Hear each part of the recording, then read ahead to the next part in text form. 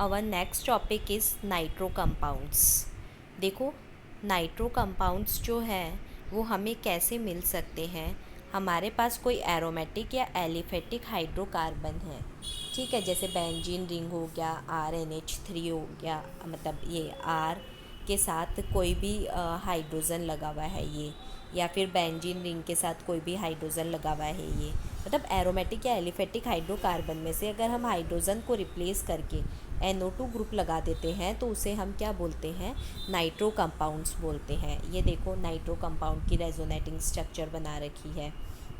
ये देखो क्या होती है structure, N double bond O और NO, ठीक है। अब यहाँ पे जो नाइट्रो कंपाउंड्स हमारे पास हैं उसमें यहाँ पे भी एक पे प्लस चार्ज आएगा, तो ये 4 बॉन्ड हो गए, तो एक प्लस और एक इधर माइनस, तो दूसरी रेजोनेटिंग स्ट्रक्चर क्या बन जाएगी, ये नेगेटिव चार्ज यहाँ शिफ्ट कर दो तो ये यहाँ चला जाएगा नेगेटिव चार्ज, ठीक है। तो ये रेजोनेटिंग स्ट्रक्चर बन गई। अब नॉमेनक्लेचर पढ़ते हैं। नॉमेनक्लेचर जो है उसके अंदर हम क्या देखते हैं, जो इनका प्रीफिक्स लगता है वो क्या लगता है, नाइट्रो लगता है। और अगर एराइल ग्रुप है तो एराइल से पहले लग जाएगा, और एल्केन है तो यानी एल्काइल ग्रुप है उससे पहले लग जाएगा। जैसे CH3 है तो CH3 से पहले नाइट्रो लगा दो तो नाइट्रो मीथेन, 2 कार्बन है तो नाइट्रो इथेन। और अगर हमारे पास इस तरीके का ग्रुप है तो वही 1 2 3 रूट चेन ले लो तो 2 नाइट्रो प्रोपेन, ठीक है। 1 डिग्री, 2 डिग्री, 3 डिग्री, अगर 1 डिग्री कार्बन से अटैच है तो ये 1 डिग्री, ये 1 डिग्री हो गया। ये जो कार्बन है ये कितना डिग्री है, 2 से अटैच है, मतलब ये कार्बन 2 कार्बन से अटैच है तो ये 2 डिग्री हो गया, तो ये 2 डिग्री नाइट्रो हो गया। फिर उसके बाद ये देखो 3 डिग्री हो गया। यहाँ पे भी हम नॉमेनक्लेचर करेंगे तो ये, और ये भी सब्स्टिट्यूएंट, ये भी सब्स्टिट्यूएंट हो गया, लेकिन हम लिखेंगे कैसे, अल्फ़ाबेटिकल ऑर्डर में, तो 1 2 3 नंबरिंग, तो ये 2 मिथाइल 2 नाइट्रो प्रोपेन। सारे नॉमेनक्लेचर आप पहले पढ़ चुके हो, ये याद रखना। इसे हम क्या बोलते हैं, बेंजीन रिंग पे जब NO2 होता है तो इसे हम बोलते हैं नाइट्रो बेंजीन, ठीक है। और दूसरा इसका नेम है oil of winter green, membrane नहीं, ऑयल ऑफ विंटर ग्रीन, ठीक है, विंटर ग्रीन इसका नाम है, oil of winter green nitrobenzene को ही बोलते हैं। ये हो गया 1,3 डाई नाइट्रोबेंजीन, नंबरिंग करोगे 1 2 और ये 3, तो 1,3 डाई नाइट्रोबेंजीन। अब मेथड्स ऑफ प्रिपरेशन की बात कर लेते हैं।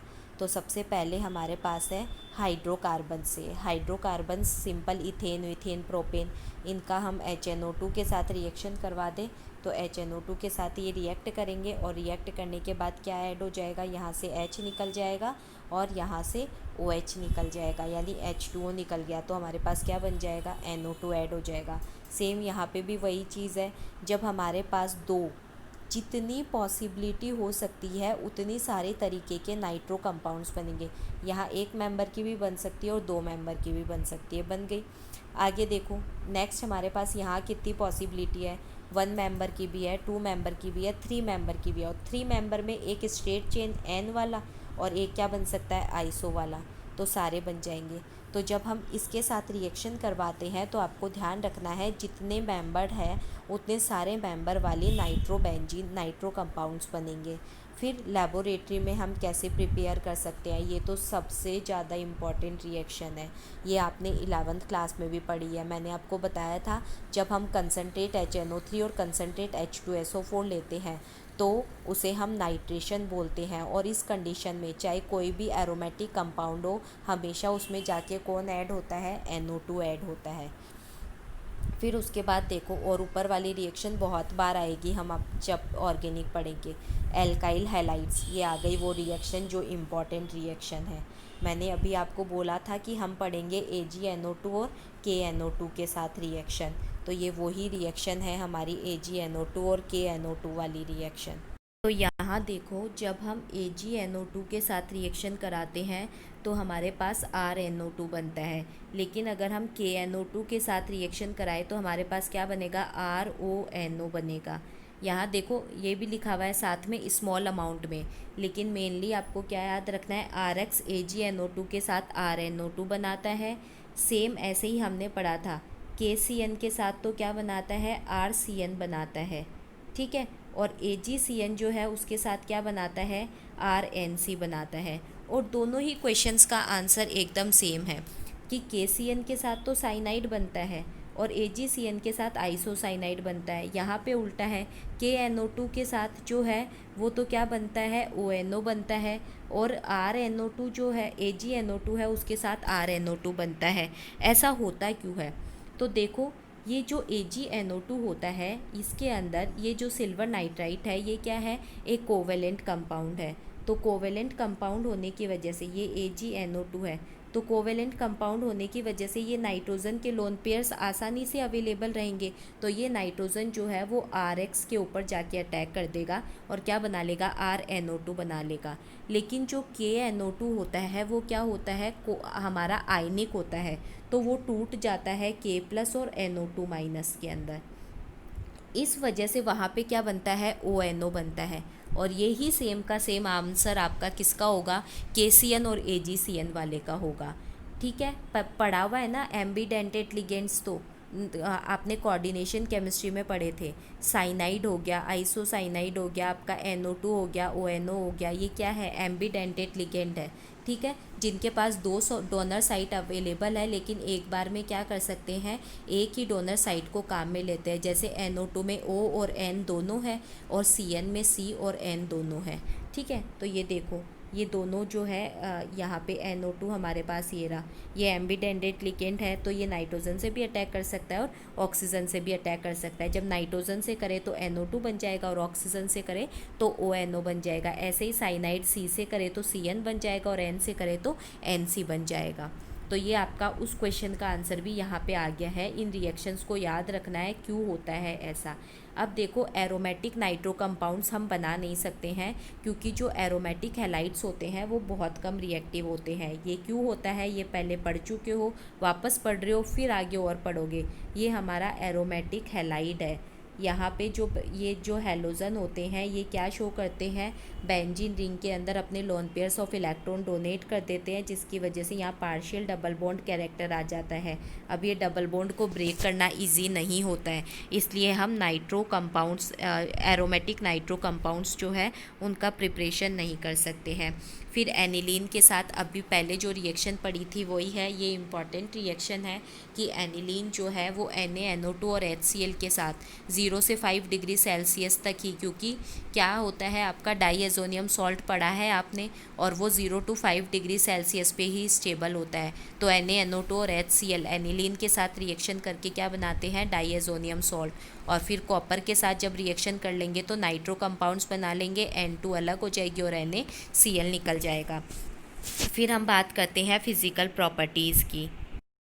तो देखो, सबसे पहले प्लीजेंट स्मेल वाला लिक्विड होता है, येलो कलर का लिक्विड होता है, जिसकी बीटर आलमंड जैसी स्मेल होती है, कड़वे बादाम जैसी।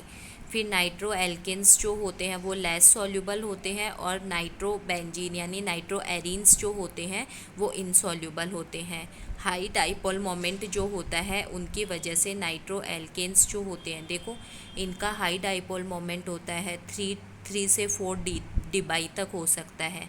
ठीक है, तो हाई डाइपोल मोमेंट की वजह से इनका जो बॉइलिंग पॉइंट होता है वो भी क्या होता है, हाई होता है हाइड्रोकार्बन्स के कंपैरिजन में, एल्केन, एल्कीन और एल्काइंस के कंपैरिजन में। अब केमिकल प्रॉपर्टीज़ की बात कर लेते हैं। सबसे पहले है रिडक्शन। देखो, रिडक्शन को बहुत अच्छे से याद कर लेना, एक क्वेश्चन आता है, चाहे आप कोई भी क्लास में चले जाओ, अमाइंस वाला जो रिडक्शन है वो इम्पॉर्टेंट है। नाइट्रो कंपाउंड्स का जो रिडक्शन हम पढ़ रहे हैं, NO2 जो है उसका पहले रिडक्शन कराएं तो क्या बनेगा, नाइट्रोसो एल्केन बनेगा। ठीक है, रिडक्शन हम करवा रहे हैं, रिडक्शन का मतलब एडिशन ऑफ हाइड्रोजन भी है और रिमूवल ऑफ ऑक्सीजन भी है। तो यहाँ से ऑक्सीजन निकल गया तो रिडक्शन हो गया, H2 और ये क्यों, नाइट्रोसो एल्केन। फिर उसके बाद जो है रिडक्शन हम करवा रहे हैं तो हमारे पास क्या बन गया, एक हाइड्रोजन जो है वो ऐड हो रहा है। ये एक हाइड्रोजन जो है वो यहाँ पे N2H के साथ करा रहे हैं, तो H और OH, एडिशन ऑफ हाइड्रोजन भी क्या है, रिडक्शन है, तो हाइड्रोक्सिल एमाइन बन गई। फिर रिडक्शन कराया तो यहाँ पे क्या ऐड हो जाएगा, RNH2। ठीक है, सॉरी H ऐड हो जाएगा तो ये क्या बन जाएगा, RNH2 बन जाएगा। 2 हाइड्रोजन के साथ हमारे पास जो है एक तो यहाँ पे ऐड हो गया और एक H और OH H2O के फॉर्म में अलग हो जाएंगे। ठीक है, फिर सबसे फर्स्ट रिडक्शन है एसिडिक मीडियम में, मतलब पीएच हमने लेस देन 7 ले रखी है। वही आपका नाइट्रो कंपाउंड है, ये रहा। SnHCl के साथ रिडक्शन कराओगे तो NO2 जो है वो किस में कन्वर्ट हो जाएगा, NH2 के अंदर कन्वर्ट हो जाएगा। सेम यही यहाँ पे भी दूसरे में क्या कराना है, SnHCl ले सकते हो, FeHCl ले सकते हो, ZnHCl ले सकते हो। याद रखने हैं बस आपको तो रिड्यूसिंग एजेंट कौन से है जो NO2 को किस में कन्वर्ट कर देंगे, NH2 में, ख़त्म। बस इतना याद रखना है। न्यूट्रल मीडियम पीएच कितनी रहेगी, 7। न्यूट्रल मीडियम में क्या काम करेगा, ZnNH4Cl। न्यूट्रल मीडियम में हमारे पास NO2 जो है वो किस में कन्वर्ट होता है, NaOH में, ये ध्यान रख लेना। थर्ड हमारे पास क्या है, ऐसे बेसिक मीडियम। बेसिक मीडियम में जो NO2 है वो किस में कन्वर्ट होता है, हमारे पास एजोक्सी बेंजीन के अंदर। और आप क्या क्या यूज़ में ले सकते हो, रिएजेंट के फॉर्म में क्या क्या काम में ले सकते हो, यहाँ पे ये देखो, ये चीज़ें जो है वो काम में ले सकते हो। एक तो ग्लूकोज NaOH, ZnNaOH, एल्कोहलिक और एक्वस दोनों मीडियम में काम में ले सकते हो साथ। तो आपने क्या क्या काम में लिया बेसिक मीडियम के अंदर, ग्लूकोज के साथ NaOH, Zn के साथ NaOH जो कि एल्कोहलिक मीडियम में, और एक Zn के साथ NaOH जो कि एक्वस मीडियम में है। आपको देखो तीनों चीज़ों को ध्यान में रखना है, एसिडिक मीडियम, बेसिक मीडियम और न्यूट्रल मीडियम। एसिडिक मीडियम में pH less than 7, basic medium में ग्रेटर देन 7, और आपका जो न्यूट्रल मीडियम है उसमें pH इज़ इक्वल टू 7 रहेगा। अब देखो बेसिक मीडियम के अंदर जब आप ग्लूकोज और NaOH के साथ 6 हाइड्रोजन, 8 हाइड्रोजन और 10 हाइड्रोजन लेते हो, 6 हाइड्रोजन के साथ तो एजोक्सी बेंजीन बनती है आपकी, और जब आप 8 हाइड्रोजन ले रहे हो तो हमारे पास क्या बनती है, एजोबेंजीन बनती है। और जब आप 10 हाइड्रोजन ले रहे हो तो हमारे पास क्या बनती है, हाइड्रेजोबेंजीन बनती है। तो आपको तीनों याद रखना है, एक बार फिर से देख लो। एसिडिक, ये तो सिंपल आपका ऊपर जो मैंने बताया है वो तो आपका सिंपल रिडक्शन बताया है कि किस किस के अंदर हो सकता है। NO2 जो है NH2 में भी जा सकता है, नाइट्रोसो में भी जा सकता है, और हाइड्रोक्सिलामाइन में भी जा सकता है। एसिडिक मीडियम में हम काम में लेते हैं ये रिड्यूसिंग एजेंट, ठीक है। और जब हम इनका रिडक्शन कराते हैं तो NO2 सीधा NH2 में कन्वर्ट होता है। बेसिक मीडियम के अंदर हम Zn के साथ अमोनियम क्लोराइड जो है उसको काम में लेते हैं, और ये सीधा किस में जाता है, हमारे पास हाइड्रोक्सिलामाइन में। थर्ड, हम जो बेसिक मीडियम लेते हैं उसके अंदर हम क्या क्या काम में लेते हैं, ग्लूकोज के साथ NaOH, Zn के साथ NaOH एल्कोहलिक, और Zn के साथ NaOH एक्वस, ठीक है। तो हमारे पास क्या क्या बनता है, 6 हाइड्रोजन है तो एजोक्सी, 8 हाइड्रोजन है तो एजो, और 10 हाइड्रोजन है तो हमारे पास हाइड्रेजो बेंजीन। ये आपको ध्यान रखना है, इसको अच्छे से याद करना है। फिर उसके बाद करते हैं इलेक्ट्रोलाइटिक रिडक्शन, मतलब इलेक्ट्रिसिटी की वजह से रिडक्शन। तो यही नाइट्रो कंपाउंड है, सीधा NH2 में कन्वर्ट हो जाएगा। हम क्या ले रहे हैं, इलेक्ट्रोलाइसिस करवा रहे हैं एसिडिक मीडियम के अंदर, वीक एसिडिक मीडियम में।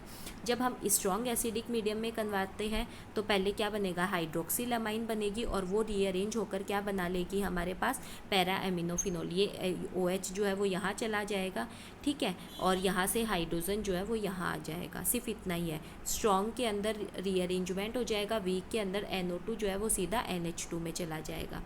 फिर हम करवाते हैं हाइड्रोलाइसिस। हाइड्रोलाइसिस जब हम करवाते हैं तो हमने यहाँ पे वाटर जो है उसको ले रखा है एसिडिक मीडियम के साथ, तो हाइड्रोलाइसिस मतलब वाटर के साथ रिएक्शन। तो आपका यहाँ पे क्या बनेगा, एक तो एसिड बनेगा और एक हाइड्रोक्सिल एमाइन बनेगा। ये 2 कार्बन वाला है तो एसिड भी कितने कार्बन वाला बनेगा, 2 कार्बन वाला ही बनेगा, और एक हाइड्रोक्सिल एमाइन बन जाएगा। यहाँ देखो हमने 2 डिग्री ले रखा है, तो 2 डिग्री में हमारे पास 1 डिग्री में तो हमारे पास क्या बन रहा है, उतने ही कार्बन वाला एसिड बन रहा है, और 2 डिग्री हमने ले रखा है तो हमारे पास उतने ही कार्बन वाला क्या बन जाएगा, कीटोन बन जाएगा। ये देखो 3 कार्बन वाला क्या बन गया, कीटोन बन गया, N2 निकल गया और H2O निकल गया। और अगर हम 3 डिग्री ले तो 3 डिग्री जो है वो कोई रिएक्शन शो नहीं करता है। फिर हम बात करते हैं नाइट्रस एसिड की।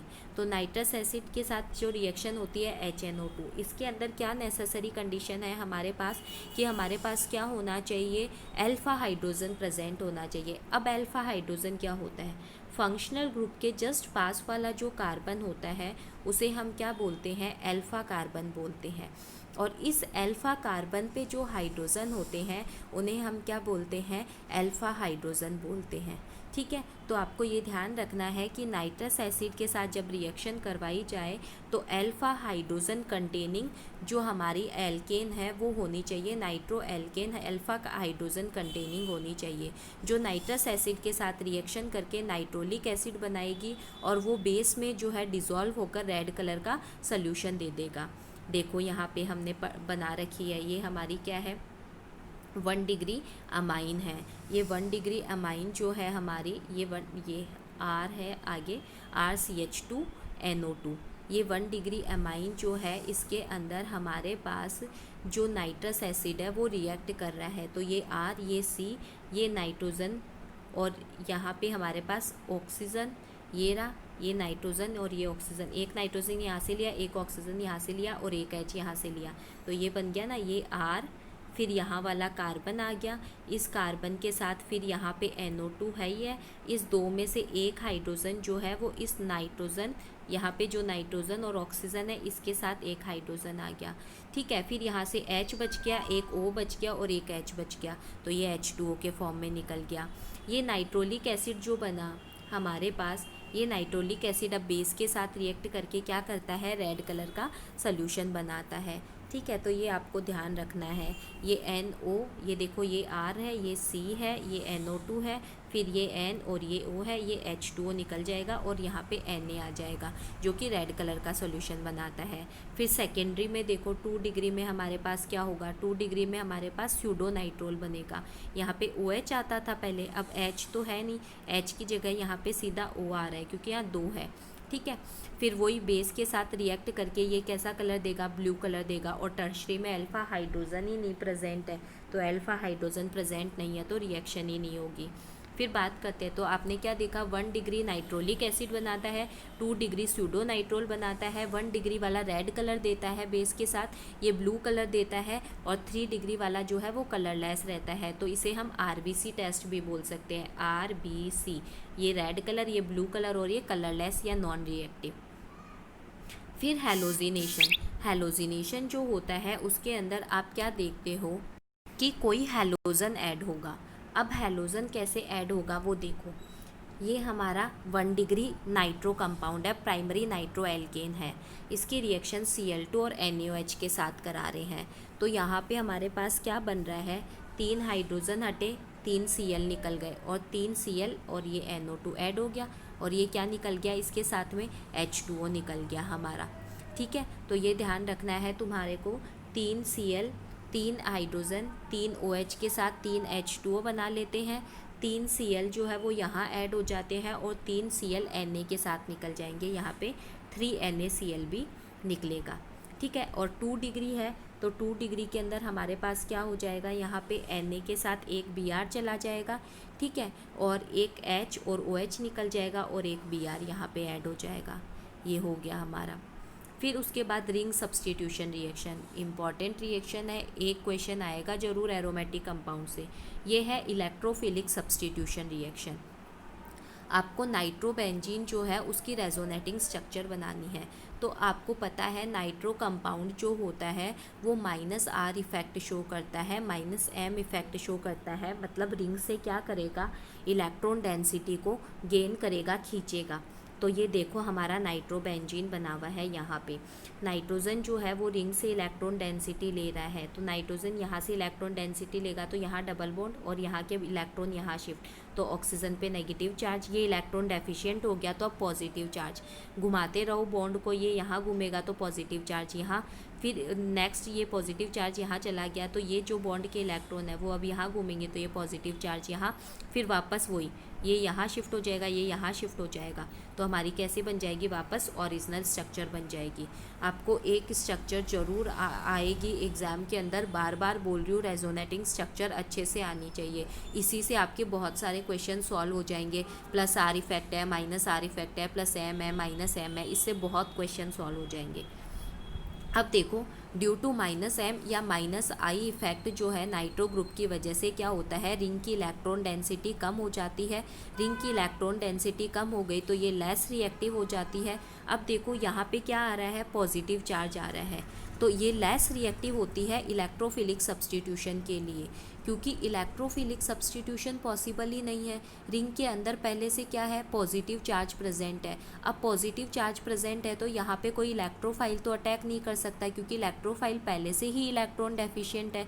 तो यहाँ पे कौन अटैक करेगा, न्यूक्लियोफाइल अटैक करेगा। देखो अब एक चीज़ और आप देखना, यहाँ पे जो पॉजिटिव चार्ज है, मैंने बोला इलेक्ट्रोफिलिक सब्सटीट्यूशन है, तो पॉजिटिव चार्ज जो है वो कौन सी पोजीशन के ऊपर आ रहा है, हम क्या देख रहे हैं, ऑर्थो और पैरा पोजीशन के ऊपर आ रहा है, यही है ना। और आपने पढ़ा है कि -R वाले जो होते हैं, -M वाले जो होते हैं वो रिंग डीएक्टिवेटिंग होते हैं, रिंग डीएक्टिवेटिंग होते हैं, या फिर क्या बोल सकते हो, मेटा डायरेक्टिंग होते हैं, क्योंकि ऑर्थो और पैरा पोजीशन पे तो क्या आ रहा है, पॉजिटिव चार्ज आ रहा है। यानी अब इलेक्ट्रोफाइल ऑर्थो और पैरा पोजीशन पे अटैक नहीं कर सकता है। अब इलेक्ट्रोफाइल कहाँ अटैक करेगा, मेटा पोजीशन पे अटैक करेगा। तो -R इफेक्ट वाले जो ग्रुप होते हैं वो क्या होते हैं, रिंग डीएक्टिवेटिंग होते हैं, रिंग की इलेक्ट्रॉन डेंसिटी को कम कर देते हैं। इसकी वजह से जो इलेक्ट्रोफाइल है वो अब ऑर्थो और पैरा पे अटैक नहीं करता है, बल्कि कहाँ पे अटैक करता है, मेटा पे अटैक करता है। इसलिए हम इन्हें मेटा डायरेक्टिंग भी बोलते हैं। और अगर रिंग एक्टिवेटिंग है, +R इफेक्ट वाले हैं, रिंग की इलेक्ट्रॉन डेंसिटी को बढ़ा रहे हैं, तो वो ऑर्थो पैरा डायरेक्टिंग होते हैं। और इलेक्ट्रोफाइल कहाँ अटैक करता है, ऑर्थो पैरा पे अटैक करता है, जैसे हमने एनिलीन में पढ़ा था। ठीक है, तो यहाँ पे अब जो इलेक्ट्रोफिलिक सब्सटीट्यूशन होगा वो कहाँ पे होगा, मेटा पोजीशन पे होगा। सेम वही रिएक्शंस हमें पढ़नी है, नाइट्रेशन, क्लोरीनेशन, सल्फोनेशन। नाइट्रेशन कहाँ पे होगा, वही कंसनट्रेट HNO3 H2SO4। तो अब नाइट्रेशन कहाँ पे होगा, मेटा पोजीशन पे। क्लोरीनेशन कहाँ पे होगा, मेटा पोजीशन पे। सल्फोनेशन कहाँ पे होगा, मेटा पोजीशन पे। नाइट्रेशन में हम काम में लेते हैं HNO3 और H2SO4, NO2 ऐड होता है। क्लोरीनेशन में हम काम में लेते हैं कोई लेविस एसिड के साथ क्लोरीन, ब्रोमीन, जो भी क्लोरीनेशन ब्रोमिनेशन जो भी करवा रहे हैं वो काम में ले लेते हैं, और कौन ऐड होता है, Cl। सल्फोनेशन में हम काम में लेते हैं कंसनट्रेट H2SO4 के साथ, और कौन ऐड होता है, SO3H। तो ये रिएक्शन याद रखनी है। एक क्वेश्चन आता है नाइट्रेशन, सल्फोनेशन और आपके हैलोजिनेशन से, चाहे किसी का भी आओ, ठीक है। फिर उसके बाद सेकंड जो है न्यूक्लियोफिलिक सब्सटीट्यूशन रिएक्शन है। न्यूक्लियोफिलिक सब्सटीट्यूशन रिएक्शन में वही नाइट्रोबेंजीन KOH के साथ रिएक्शन कराएंगे। न्यूक्लियोफिलिक सब्सटीट्यूशन कहाँ पे होगा, ऑर्थो और पैरा पोजीशन पे, क्योंकि ऑर्थो और पैरा पोजीशन पे क्या आ रहा है, पॉजिटिव चार्ज आ रहा है। तो न्यूक्लियोफाइल कहाँ अटैक करेगा, ऑर्थो और पैरा पे। तो ये न्यूक्लियोफाइल अटैक कर गया ऑर्थो और पैरा पोजीशन के ऊपर। तो ये हमारा जो 13 चैप्टर है वो कंप्लीट हो चुका है। इसके जो क्वेश्चन आंसर है उसकी अच्छे से प्रैक्टिस कर लेना, और जो रिएक्शन और इम्पॉर्टेंट टॉपिक्स बताए हैं उनको कॉपी के अंदर नोट डाउन कर लेना। फिर भी कोई प्रॉब्लम है तो मुझसे पूछ सकते हो।